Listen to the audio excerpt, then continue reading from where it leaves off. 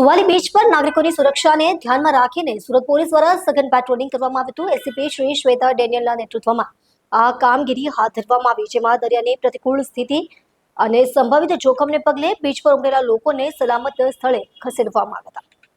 Police team દ્વારા બીચના દરેક ખૂણે ફરીને લોકોને અપીલ કરવામાં આવી કે તેઓ દરિયામાં ન જાય અને તાત્કાલિક સુરક્ષિત વિસ્તારમાં જાય। ભરતી અને ઊંચા મોજાને કારણે દરિયાઈ સ્થિતિ જોખમી હોવાનું જણાતા જ પોલીસે માઇક દ્વારા સૂચનાઓ આપી અને લોકોને શાંતિપૂર્ણ રીતે બીચ ખાલી કરવા સમજાવ્યા।